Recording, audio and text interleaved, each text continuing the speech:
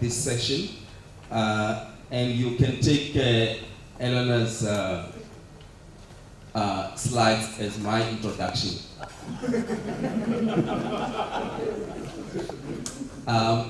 So I won't spend much time on this. I think what's clearly becoming evident is that as a lot more countries are coming into the competition sphere, because in the past only a handful of the world's population really lived under conditions where there was robust competition policy, and let alone enforcement.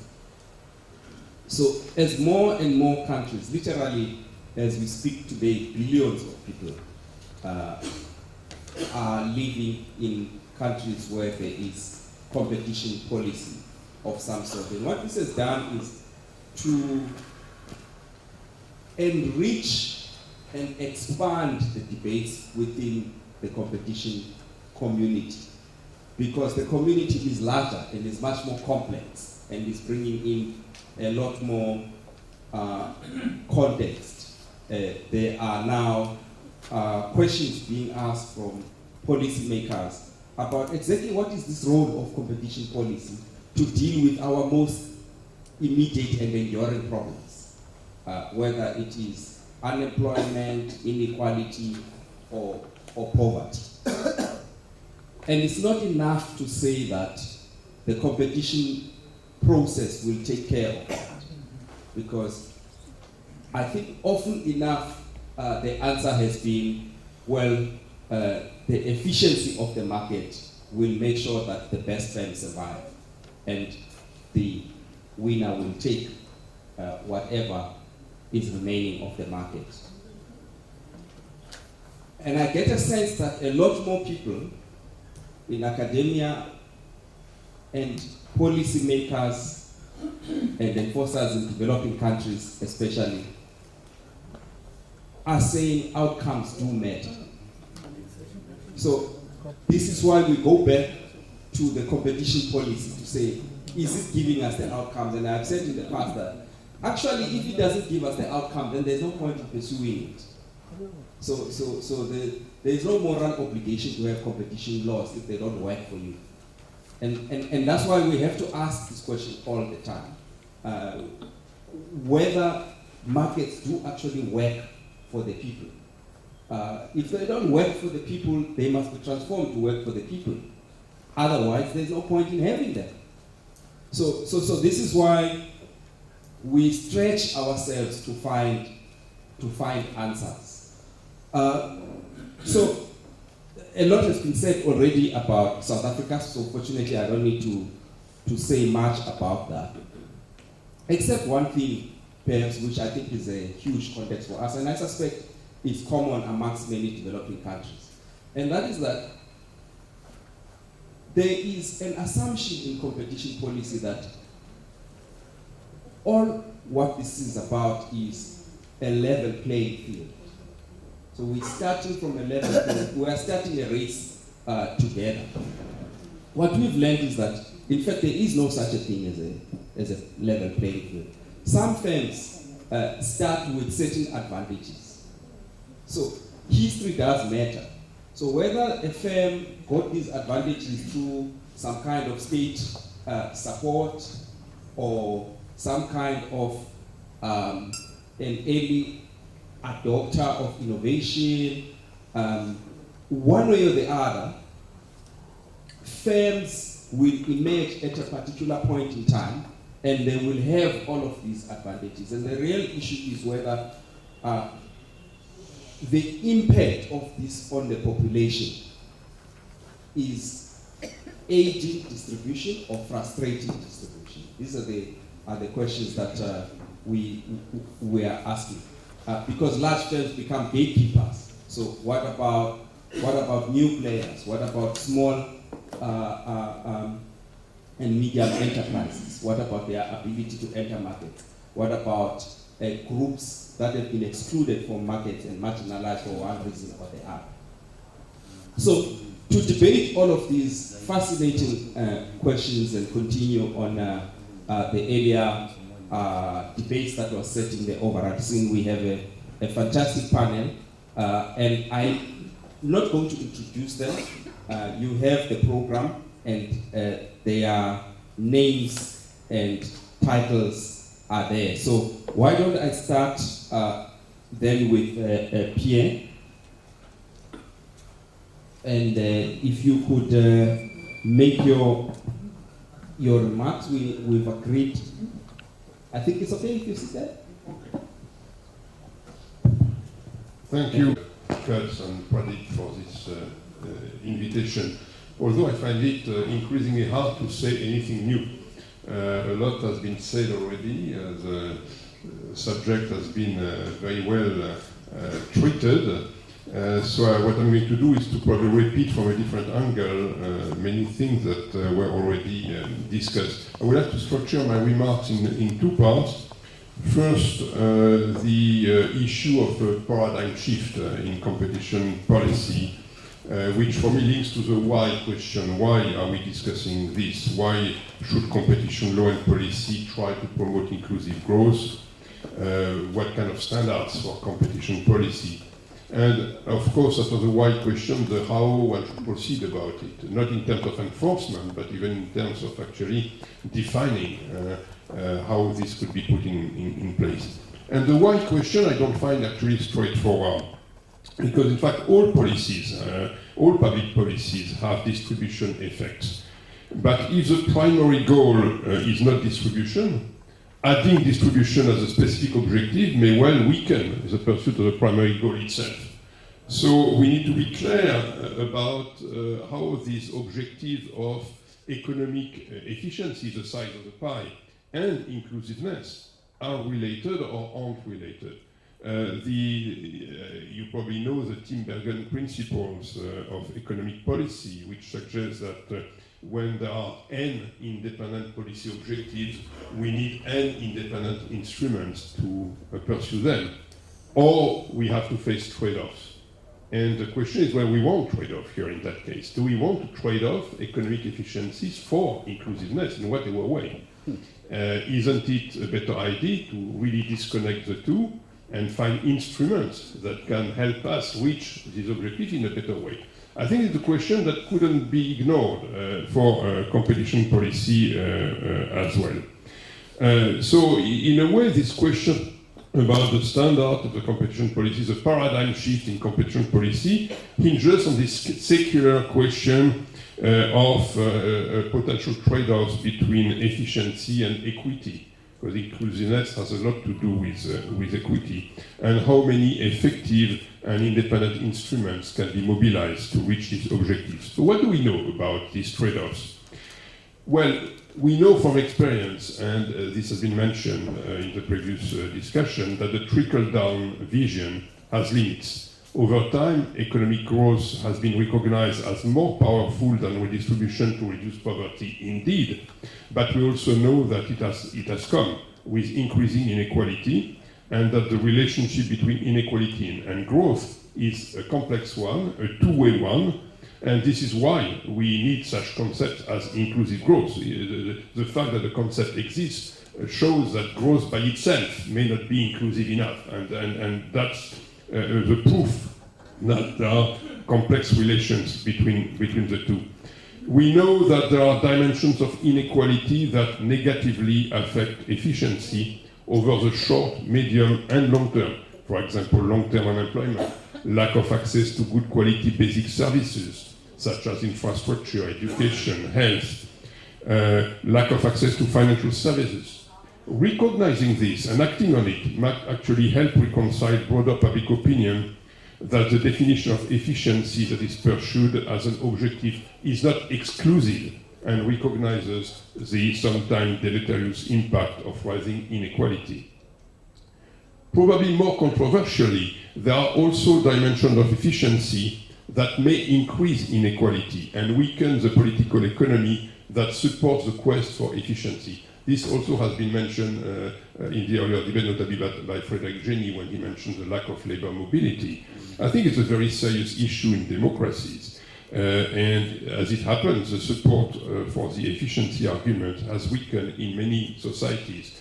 And I would assume that the support for competition may also have weakened in many chunks of the public opinion. And there is a risk of backlash against everything that has been built over these recent decades.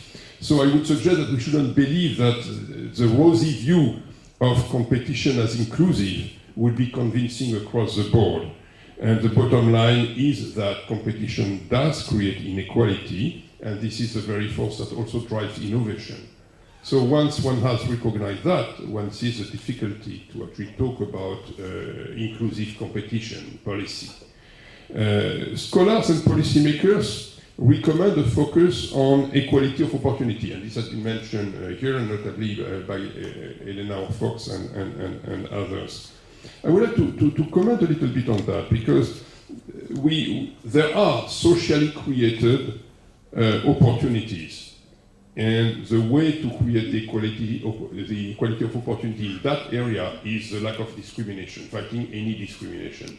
But there are also natural differences in opportunities linked to talent, education, not only access to education by the returns to education and the capacity to benefit from education at an individual level, location, qualification.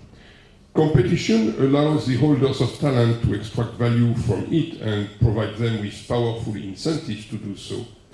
But even in a world in which we would have perfect equality of opportunity, that wouldn't be stable over time, because some people are more able than others to benefit from opportunities. And when they have done so, they become richer, they have access to more possibilities. And they build their success over time. And then you don't have equality of opportunity any longer. So I do personally believe in equality of opportunity, but we shouldn't simply sit there and believe that we have solved the problem. We need to constantly check that opportunities are there for those who were not able to take them in the past. So like for growth, it is likely that a competition policy will in general face trade-offs, and that its relationship with inclusiveness is complex and contingent. Problems with the generalistic view that competition is inclusive is that people participate as producers in their capacities, as employees, as proprietors, as shareholders, so that favoring transfers from producers to consumers, which is what competition is expected to do, has ambiguous, complex, and special sector contingent effects on overall income distribution. Moreover, when the government is the main buyer of various goods and services through regulation and ownership, any antitrust violation rent paid by the government to monopolists is ultimately financed by the tax system. And the tax system is progressive in most cases. So there are very difficult relations between the two.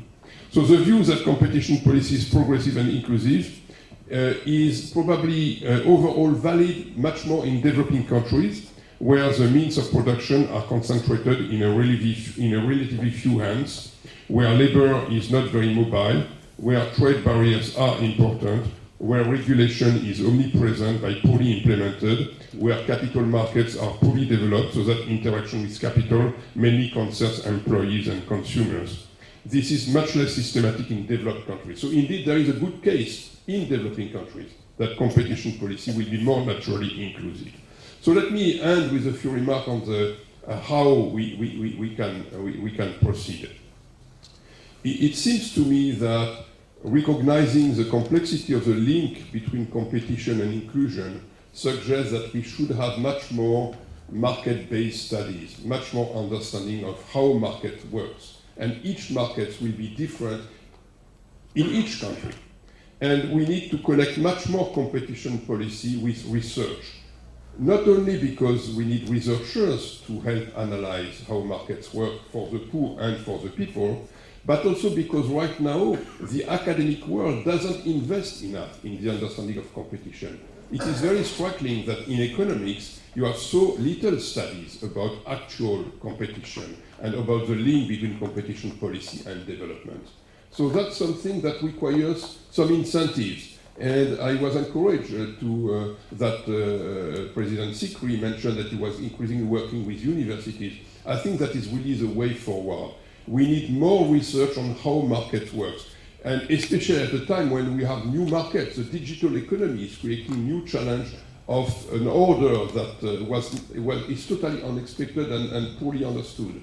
So we need much more research on that. Research done by the local researchers. It is what my institution, GDN, the Global Development Network, is actually doing, and it does also this through raising the capacity of local researchers. I would propose that competition policy is a very important area to focus research on, to better document what needs to be understood about markets on a specific market basis. Thank you. Thank you. Discussions of this. So right now, I just want to get the views of all panelists on the table. Hopefully, there will be time to have a little bit of a discussion afterwards. That's always the aim. So, my panelists, there is a beautiful lady in front of us. Please do watch her. We've given those flags to her for a purpose. Otherwise, we would need to change the timekeeper and get you a face that's not so pleasant to look at. Thank you. Thanks. I'll prefer to use the bully pulpit. Subject to what you have just said, I want to cover 5 points. Just a couple of methodology points, then something about inequality, then competition policy, the general thing, then competition law, and then access to legal remedies, mixing my discussion of developed and emerging and low-income countries. So just at the outset of a discussion about competition and inequality and inclusiveness and so on, I think it's worth noting that the analytical concepts that are used in competition law and policy are not the same as the analytical concepts we use in discussing inequality and poverty. Competition is about discussions are about consumers, producers, the firm, the suppliers of labour, capital and other inputs, about consumer choice, markets, competition, and the maximisation of output. Inequality and poverty talk about different things, about the distribution of income and wealth, about the stratification into deciles, quartiles, and so on, from high to low. They talk about opportunity and capability. And as a result, it's very difficult to link the areas. There's a mismatch of concepts which make this whole discussion quite difficult. For example, it's very difficult to translate discussion about the effects of competition law into effects on income distribution. And the problem is made more difficult by difficulties of determining the actual incidence, the true effect of a decision in the light of the fact that the seeming impact of a decision, the immediate impact, may be passed on. So in tax policy, there's a discussion who pays the tax. That's not who necessarily bears the burden. Similarly, in competition law, if you're talking about the impact on income distribution, you need to get in more deeply into incidence. Now, one other point is that when we're talking about who gains and who loses from the exercise of market power, it's again not so simple. If a firm has market power, who really benefits from it? Is it the shareholders? maybe it's the executives and the employees and the unions. There may be other stakeholders. And some of the stakeholders, for example, shareholders, they are these days a mix of better off and worse off people. So it is just a somewhat, I think we should bear in mind, it is somewhat difficult to progress this discussion in depth.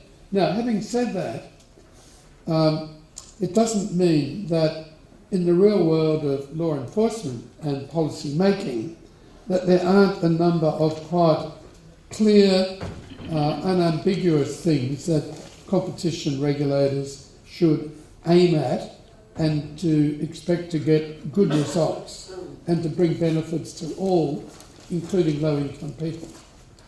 Okay, inequality. Now, this incidentally overlaps with discussions you have about competition policy and poverty, competition policy and inequality. I suppose there's a little bit of a difference in that poverty is the bottom 10, 20, 40%. Inequality goes a bit wider. It looks at inequality across the whole spectrum of the economy, and that's relevant now because there seems to have been a big hollowing out of the middle class, and they've been doing rather badly in most developed countries in the last 10 or 15 years, and that's at the heart of a lot of the concerns about how markets work.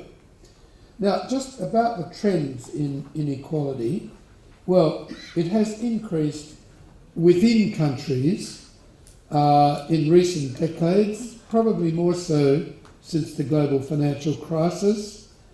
The average income of the top 10% is 10 times that of the poorest 10%.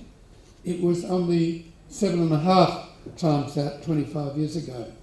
And if you look at wealth, not income, it's even worse. The top 10% in OECD countries control half of all household assets, and taking a multidimensional view, health, education, jobs, infrastructure, the poor do even worse. And then disruptive change, as they call it, seems to have been having a fairly divisive effect. Some workers have done well if they have the right skills, others doing quite badly. And in developing countries, of course, it's the same. The Gini coefficient in most developing countries has worsened and is at high levels. There's some exceptions, but most places it's gone up. Now, I'll just make 2 or 3 points about inequality. Firstly, there are multiple causes of inequality: unequal opportunity, unequal education and health, location causes, where you are born makes a big difference to what happens to you, luck, the inheritance, the family and parents you come from. So the policy solutions for inequality are multiple. They go way beyond any role that competition policy may play. But I do note a couple of issues. Arguably, the dramatic rise in the wealth of the top 1 or 0.1 even percent in the last 10 or 15 years does partly result from the increases in their market power, the exercise of market power. So competition is part, or lack of it, is part of the story. It is not totally clear that uninhibited competition, whatever its economic benefits, leads to more equality. I also note that the rise of the platform economy, two-sided market, strong network effects may well have adverse effects on inequality, but we don't really know. And also, if we are looking at the question of competition policy, then I would say the big questions are not so much competition law, but what we've heard earlier today about competition policy, government restrictions on competition. So I turn to competition policy. when the history of competition policy comes to be written, the great failure will be seen as the failure to do very much about the extensive government restrictions on competition in every department of government, at every level of government, in every sector, about not tackling the restrictions and the exemptions there. We'll probably give a reasonable report card on narrow questions of law enforcement against business.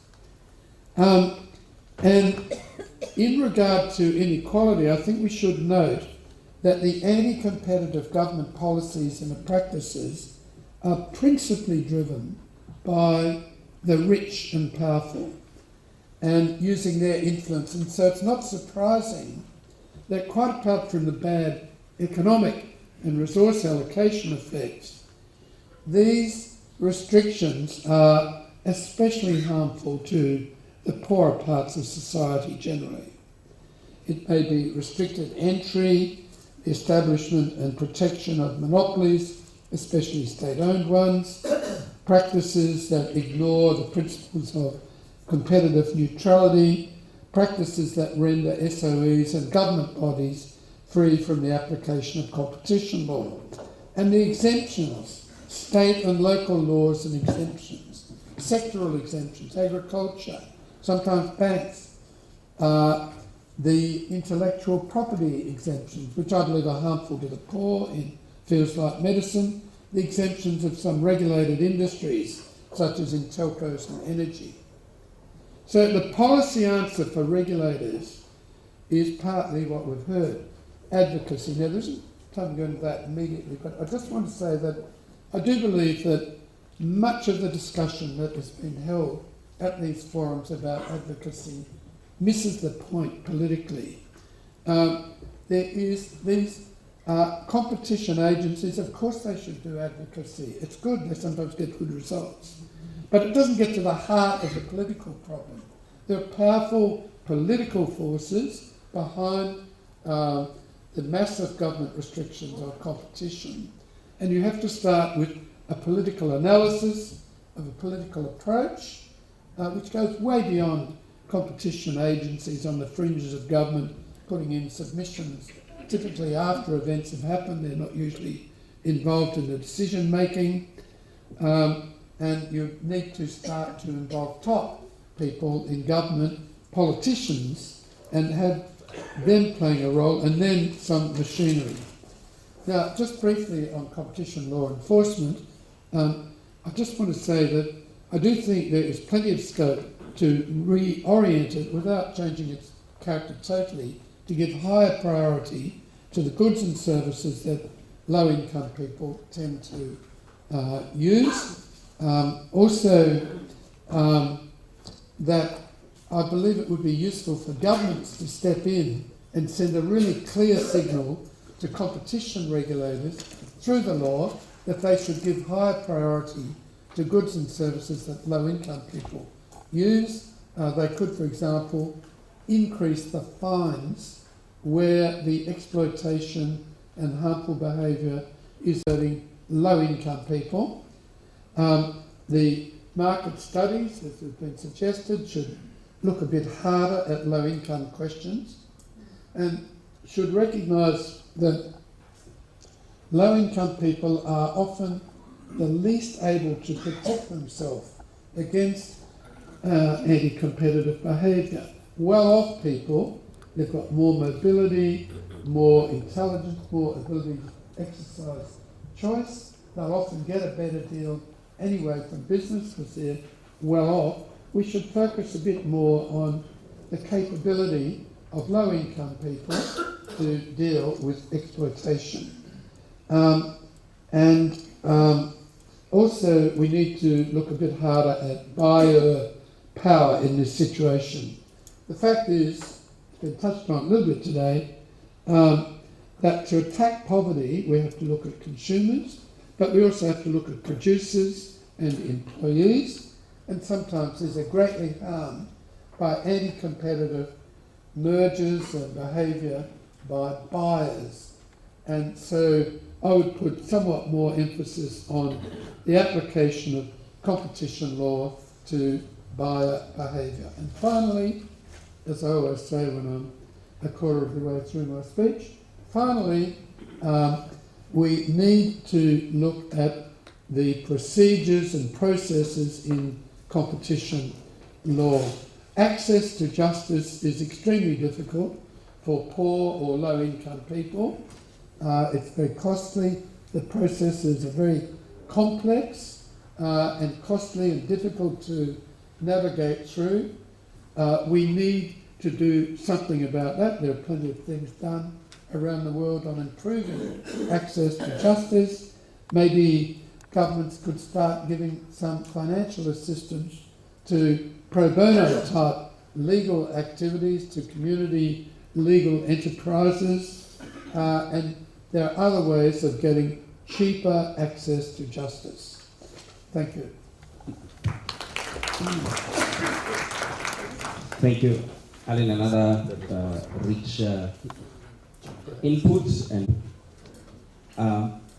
the only thing to change from the following panelists is that we don't use the words finally or in conclusion.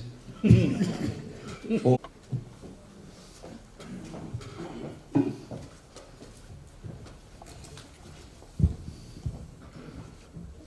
good evening, friends. Let me at the outset warmly thank my good old friend Pradeep Mehta for having invited me. It's always a privilege and honor to have been invited by him, and more so this time to share the platform with such distinguished panelists, many of whom I have been interacting earlier when I was chairman of the Competition Commission, Professor Ellen Fels and many others. I don't know what I'm going to say, whether it could be wholly or partly repetitive, because I was not unfortunately present in the earlier session due to something which I couldn't avoid. But I'll briefly elucidate on some of the thoughts which I thought would be, in my view, relevant for today's discussion. I was earlier India's executive director in the World Bank, and therefore I generally fall back upon some of the World Bank reports. Before I joined the Competition Commission, I came straight from the World Bank. Now, in the latest World Bank report, the competition policy is defined as follows. Competition policy is the set of policies and laws that ensure that competition in the marketplace is not restricted in such a way as to reduce economic welfare. So therefore, it stresses on competition policy being focused and aimed at enhancing economic welfare. In practical terms, competition policy usually involves two pillars. Pillar one is the promotion of measures to enable contestability, fun entry and rivalry. And pillar two is the enforcement of antitrust laws, typically rules against abuse of dominance and anti-competitive agreements and merger control. Then it goes on to say that integrated competition policy with other policies and introducing competition principles in those policies can make those broader policies more effective. Competition authorities monitor and punish anti-competitive behavior by firms and prevent mergers that could harm competition. And apart from enforcement, they generally and they should support enforcement with advocacy efforts, conducting research on the effects of the competition of proposed government interventions, etc. Now, I said this only to lay the ground for what I'm going to talk now, that in the context of our own competition law, if you look at the preamble, then it talks about economic development of the country, keeping in view of the economic development of the country for the establishment of a commission to prevent practices, blah, blah, blah, and to protect the interest of consumers and to ensure freedom of trade, etc. Two things economic development of the country and protect the interest of the consumers. So specifically, it doesn't talk about equity or welfare aspects, but are directive principles of constitution, which is overarching law, you can say directive principles. It governs nearly all government policies, and Article 38, 39, etc. It talks about the welfare aspect, economic welfare, social welfare. Those things should be the overarching objective of any government policy. The public interest per se is not included in the Indian competition law. In many other jurisdictions it is included, and I missed what was discussed about South Africa. I heard a brief mention of it, but I must congratulate the South African authorities that they are having an amendment shortly, where the purpose is to promote and maintain competition in the country in order to promote economic development and employment, to advance the social and economic welfare of South Africans, and to ensure that SMEs have an equitable opportunity to participate in the economy, and to promote a greater spread of ownership, in particular to increase the ownership stakes of historically disadvantaged persons. Similarly, in China, anti-monopoly law provides that one of the objectives of the law is to safeguard social public interest. And similar objectives also exist in Korea, balanced economic development, in Botswana, in Hungary, Namibia, Poland, Zambia, etc. So this public interest criteria, whether it is specifically, explicitly included in law or not, but it is generally supposed to be governing the competition policies. And although the competition policy may not formally be existing there, yet we do need to keep these things in mind. Now, we have to bear in mind that according to the World Inequality Report and many other reports which are being talked about in media these days, the figures are alarming. Inequality is increasing globally, and India more so. Globally, 1 billionaire is created every 2 days. There are 2,043 billionaires worldwide, and their wealth is increasing at a very rapid pace. 762 billion, the wealth increased dollars in just 12 months. And 2/3 of this wealth, according to the assessment, is the product of inheritance, monopoly, and cronyism. And cronyism is important, and competition law and policy has to look at this. In India also, the top 0.1% earners have captured more growth than all of those in the bottom 50% combined. The middle 40% have also seen relatively little growth in their incomes. And the effect on the poor, the marginal sections of society, and the women is probably the most enhanced and the gravest of the impacts of all these matters. What Professor Stiglitz once mentioned is relevant in this case when he said that more successful firms may not only be those who are more able to produce goods that consumers love and to do so at lower cost, but rather firms that are better able to create and exploit market power, including taking advantage of consumers, and those are more successful.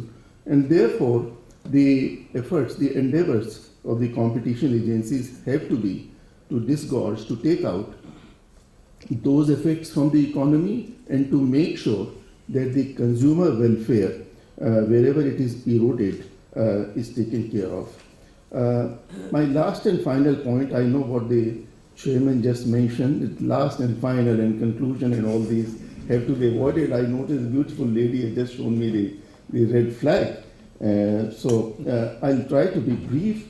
There was a talk in Pradeep's mail to me about prioritization, and what Ellen just now said, I've been contemplating for quite some time that it's very important that those sectors which are of greatest interest or impact to the poorer and marginal sections of society must be looked at in terms of priority. The Competition Commission of India and most of the other agencies, they have limited resources. For a country like India and just one central presence in Delhi, you have to prioritize your resources. And I would argue that the resources should be focused more on those areas, for example, agriculture, agriculture inputs, fertilizer, seeds and agrochemicals, the output, the processing, the storage, the upstream and downstream elements of the chain, essential food items, clothing and shoes, housing, education, books and stationery, health services and medicines, transportation, telecom, and access to services. Access to services would include even the government services. Now, it's important that when we talk about health services, for example, and we are having, let's say, insurance of 10 crore poor families with 5 lakhs per family, that we also develop our infrastructure in a manner that they are able to avail of those facilities. And this would mean that the elements of competition policy and competition law should be so designed, the architecture, and also the enforcement, that both the insurance as also the health services, the infrastructure, is able to take those services to the poor. The competition law and policy should also benefit government procurement, public procurement, because whatever money is saved could be used for infrastructure and delivery of public services, for generation of employment, and all these factors would also necessitate that there is adequate advocacy effort among the stakeholders who should know now that what they can do, they cannot get away with it. And finally, the access to the economic corridors. This finally is real finally, not one of those eventually, that they are able to avail of the levers of economic power. Thank you very much. During the past decades, Brazil became the top 10 strongest economies in the world. The redemocratization, the financial stability, the privatizing reforms, and the opening of the market were the watershed for a new Brazil that was rising.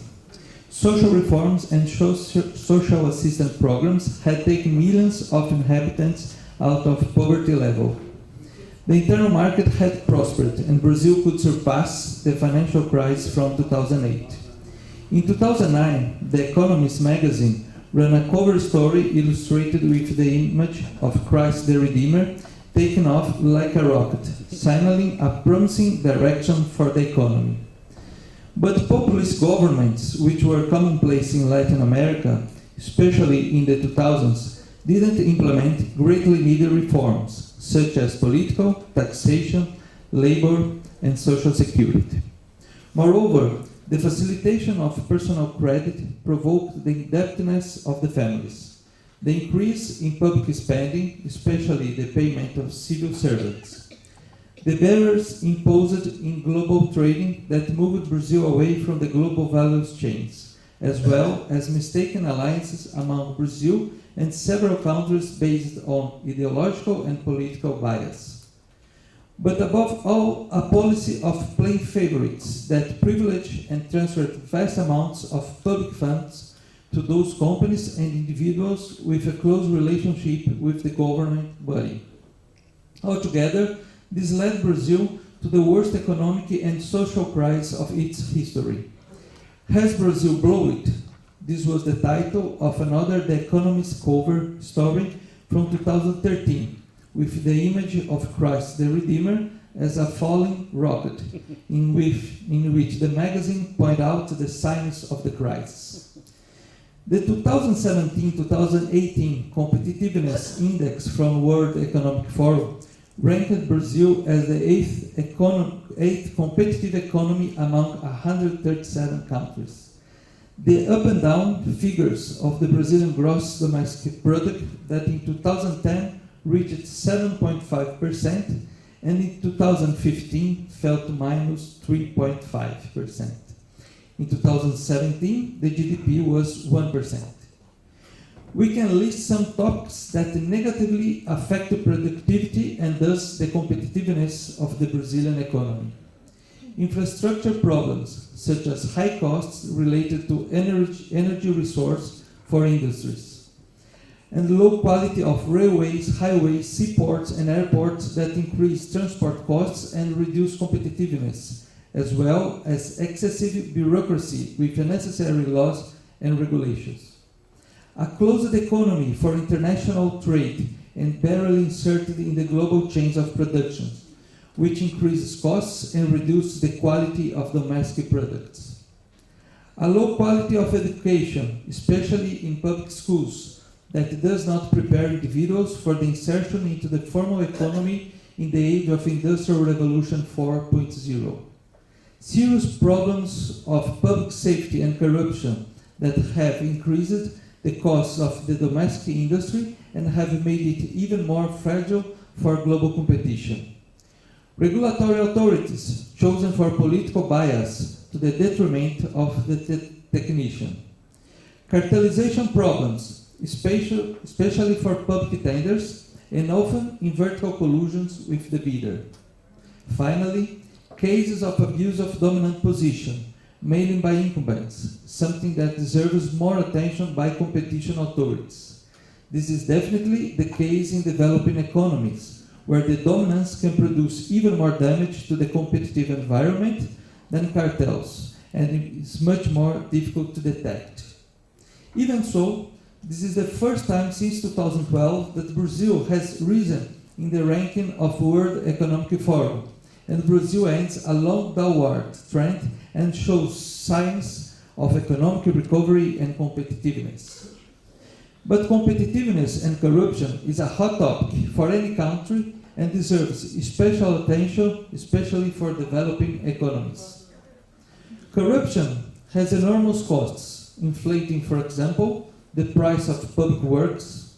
It distorts the allocation of resources by governments, causes waste, and brings about even more inequality, already very wide in Latin America. The United Nations pointed out that Brazil lost about 61 billion US dollars with corruption arrangements per year. Only in the case of Petrobras, the Brazilian state oil company, the diversion of illegal funds related to the car wash operation involves between 9 million to 13 million US dollars, according to a study of the Brazilian Federal Police. As quoted at the World Economic Forum in 2017, Brazil is the country of the car wash operation that began as an investigation of money laundering, but revealed serious corruption and then anti-competitive behavior.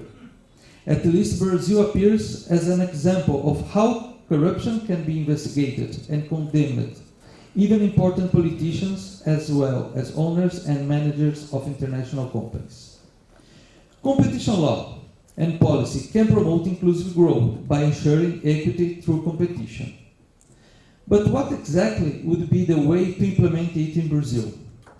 According to the 2018 OECD Economic Survey in Brazil entitled Towards a More Prosperous and Inclusive Brazil, the adoption of measures in 5 areas would make Brazil grow more for 15 years at an average of 1.4% higher per year. The reforms would have a 21% effect on GDP. The reduction of trade barriers would bring the GDP to 8%. The impact with the improvement in business environment would be of 5%. Greater competition in the banking market would be of 3%. Reducing corruption would have an impact of another 3%. A more efficient government machine would contribute to 2%.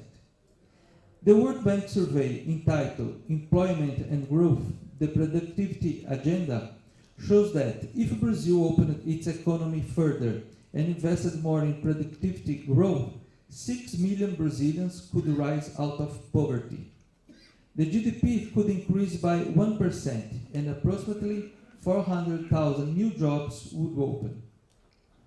To support this opening, it would be necessary to implement a whole agenda of reforms aimed at increasing productivity that Brazil has been delaying for decades.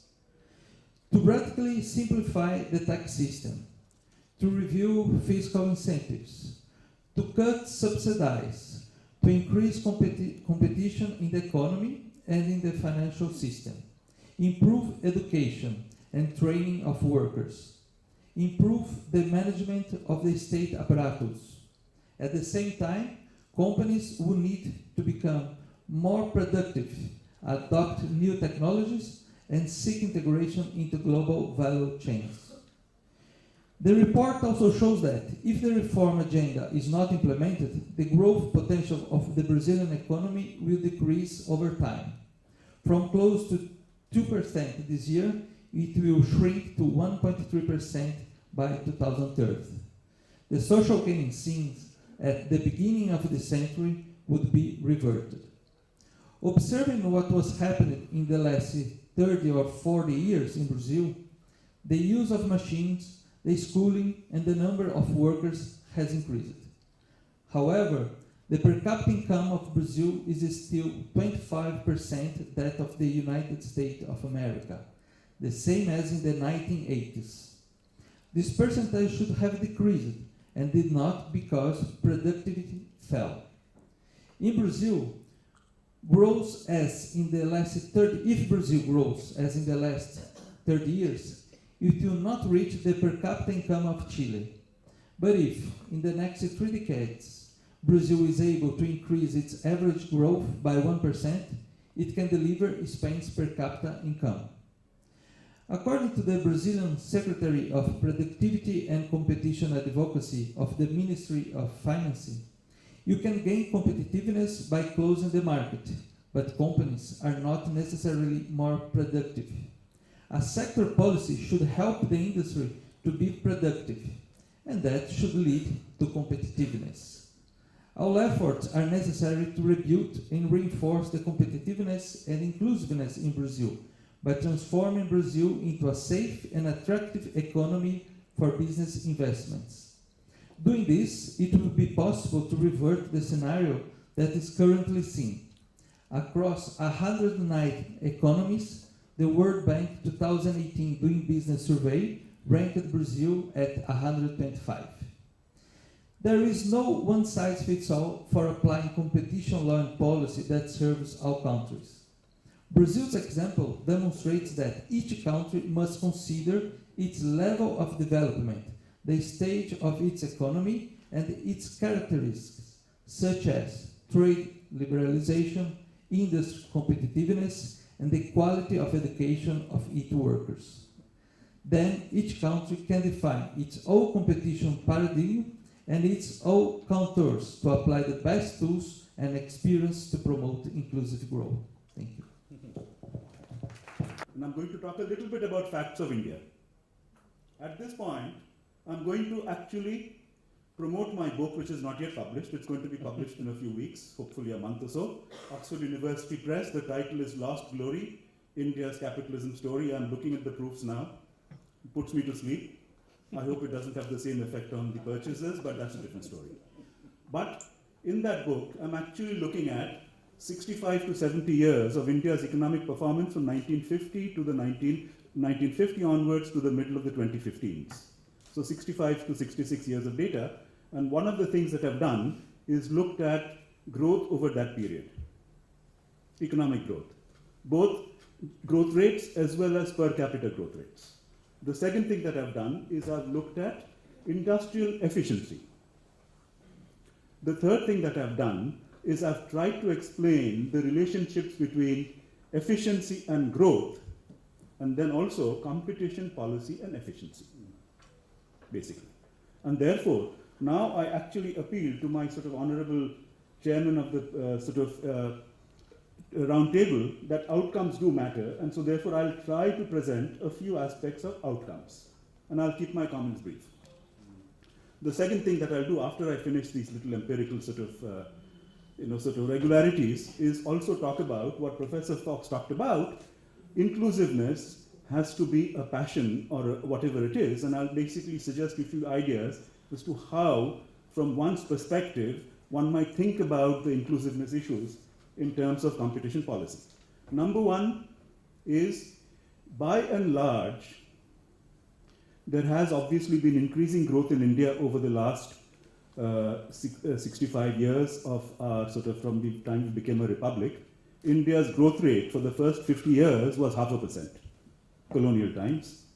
Between 1950 and 2015, the average growth rate was about 5%. So a factor of 10. That's not the point. The point is, efficiency has also increased over time, but the more important issue that I look at is, once I look at the relationship between the introduction of competition policy in 1991 by the lowering of the entry barriers, which is essentially what licensing did, and that is the most fundamental sort of competition policy reform that India has ever had. You look at the relationship between the introduction of competition policy and efficiency, there is a strong, positive, and significant relationship. So that is empirical regularity number 2, and that's an important finding. Now, this is a tale of two contingencies. The first contingency is, from an outcome perspective, competition policy has had an impact on India's industrial performance and economic performance. The second, the bad now. Indian efficiency has never actually reached attainable levels. So it has gone up, but it has not gone up as much as possible, which is not necessarily a good thing. As a result, India's GDP in aggregate is half of what it could be. So if Indian industry was efficient as feasibly as possible according to the frontier, India's total GDP would be about $5 trillion now and not $2.5 trillion. Coupled with a low proportion of Indian industry. But competition policy works, but competition policy has not worked that well. Now, the second thing is, I talked about the inclusiveness, what Professor Fox was talking about. I think one way that I've sort of thought in my mind how to address the sort of dichotomy or the balance between equity and efficiency is to look at things not just from a simple consumer welfare standards. What we are really talking about is what are the intellectual standards by which we are coming up with our policies and our sort of implementation, enforcement, and execution of policies. And it is simply not just consumer welfare standards, which competition policy authorities do because they are law enforcement agencies. But we need to take a total welfare standard perspective. And on that score, on the total welfare standard perspective, we start looking at a whole plethora of stakeholders and not just simply consumers and prices. We look at employees and wages, we look at offices and jobs, we look at locations, we look at technology diffusion. You have a whole plethora of factors that go into looking at it from a total welfare standard. And I think in the previous US administration, the total welfare standard actually started to be applied in terms of looking at sort of merger policies. For example, the AT&T and the T-Mobile merger was actually not allowed because they started looking at it from a total welfare perspective as opposed to simply prices of prices of mobile calls or termination calls. They started looking at the wages in the telecom sector as well, and the loss of jobs, the loss of tax revenues, and so on and so forth. If you look at the total welfare standard, that is one way of essentially then trying to address the issues between equity and efficiency in really looking at the outcomes from competition policy, specifically from an equity angle, and that hopefully is going to become more and more important. Now, I won't actually digress further into the literature because I think in Europe there was a substantial sort of debate 25, 30 years ago between one of the, the American school of sort of antitrust versus the sort of, the European school of antitrust, which was a little bit more holistic.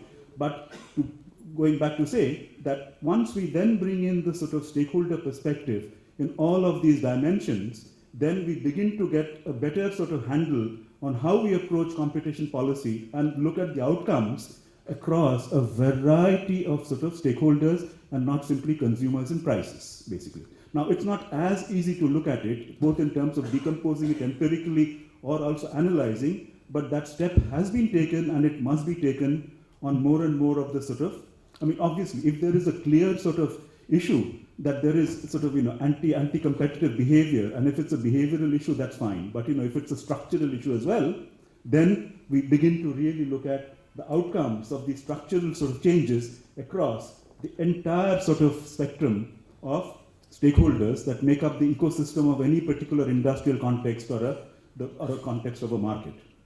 Now, I think there ends effectively my sort of mucked up peroration or my sort of, or my extempore speech, and I think I've met the time standards, Right, thanks. Thank you for delaying dinner. Do we have time for questions? I'm asking Pradeep, I'm looking at you. Everybody is fine with that? Okay, so let's let me reserve my questions rather. I had a big question I wanted to ask. Let's see from the audience. No, let's see from the audience first. I'll see if I need to add mine. Any questions? Okay, let me ask my question once you're still thinking if you have any. And I hear that there is I think everybody accepts we have a problem, whether it is a problem of rising inequality or even a problem of economic underperformance. We have a problem. And there are case studies that we've heard about. It seems to me that what I'm hearing, though, is that the contribution of competition policy in solving this problem is quite limited. What competition law can do about inequality, about economic performance perhaps, is there's a general vote of no confidence or no limited confidence on competition policy. Why should we have it? Taking into account that there are countries that have done it without competition policy. I mean, look at South Korea, look at various countries, Asian tigers. If we must answer by saying that it has no big role, then what's the point? I'll start from that side. Okay, well, I think that's a very valid question, and I think it's also an incredibly difficult question to answer without sinking into quicksand. Number one, I think there is competition policy in my mind is one aspect of overall industrial policy, basically. And an industrial policy is a little bit more aggregative at a sort of national interests level, where the political economy issues play out. And I'm appealing back to some of the older literatures, such as Frederick List and Alexander Hamilton, and the role of essentially national interests and national global positioning in the sort of world and so on and so forth. Korea, Japan, China have taken a national interest approach, in my view, to looking at their industrial sectors and how the firms perform and how they compete. And competition policy is a subset of that industrial policy. And I think that thinking is now coming back into fashion, at least in Britain and in Europe, perhaps not so much in America to that degree, that they're thinking in terms of looking at an aggregative industrial policy level. I mean, that's my take on it, very briefly. I would suggest given even wider than that and consider competition policy as a policy dealing with markets and with how markets work, not only on industry but on a whole set of economic activities. And I would argue that competition policy should target market efficiency, but define efficiency in a way that takes into account the positive externality between inequality and efficiency. As we all know, that too much inequality is detrimental to efficiency. I don't think this is taken into account. So I'm not arguing that competition policy should deal with the trade-offs, but with a positive externality, and have a comprehensive definition of market efficiency, which requires knowing markets. And in that case, it will have a big role. Now, my final point, is that if we believe in inclusive growth, it needs to be into account all across public policies, not only by competition policies. And it has to be supported by the political economy of the country. So the discussion of whether competition policy should promote inclusive growth is always going to lead to the conclusion that competition policy will have little role to play, because it is part of a whole set of policies that need to target the same objective. And in this set of policies, the role of competition policy is to understand markets and to make them work better. Yes, I think that irrespective of the impact on equality and so on, that competition law and its application does bring general economic benefits to the community, and things would be a lot worse, including in terms of inequality, if we didn't have one. Where I think the biggest contribution, however, in this field is not so much the application of competition law, it's sort of going okay.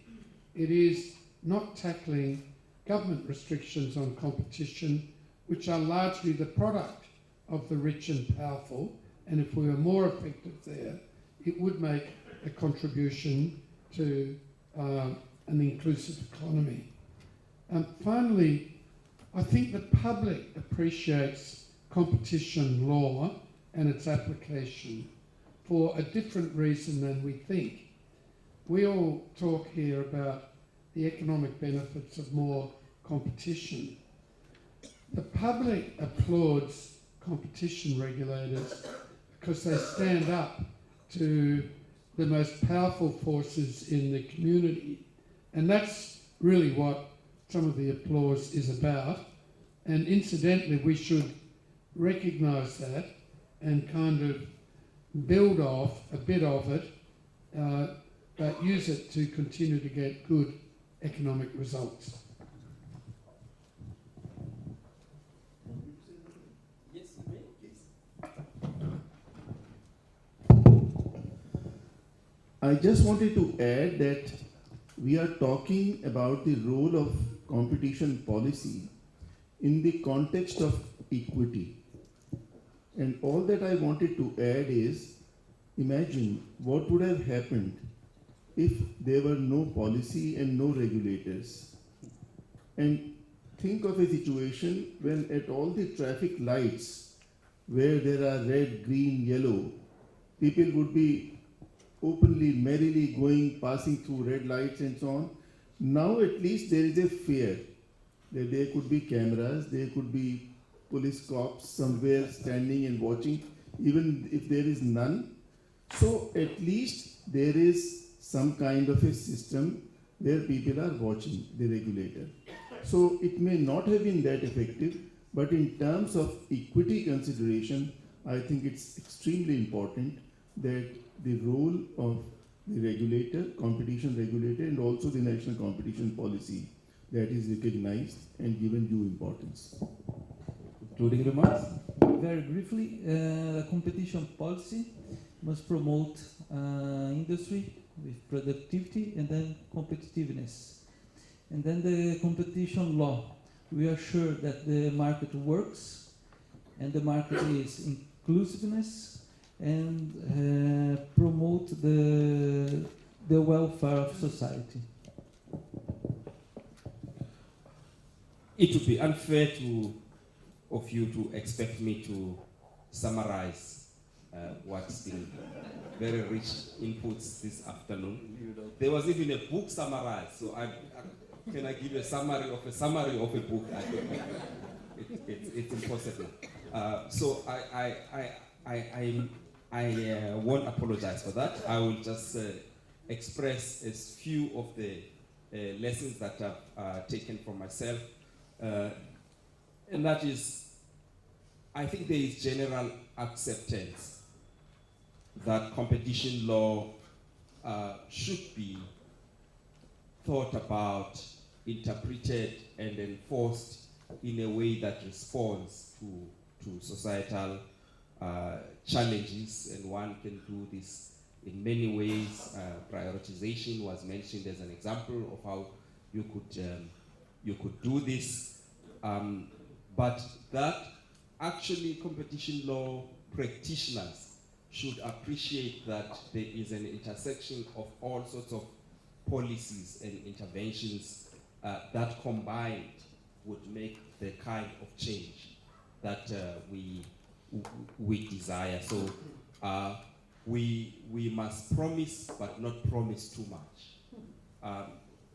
The second point that came across very powerfully, both in this panel and perhaps even in the previous panel, is that what we require more than enforcement is a lot more advocacy to deal with all sorts of problems, but this advocacy must be results orientated, must be very smart advocacy in the sense that it's not advocacy narrowly championed by a competition authority that's sitting somewhere in a corner as though it is a parapon of virtue, but it is integrated within the particular context, and one must have political sensibilities about it. So thank you very much to the panel, and if you can join me in thanking them.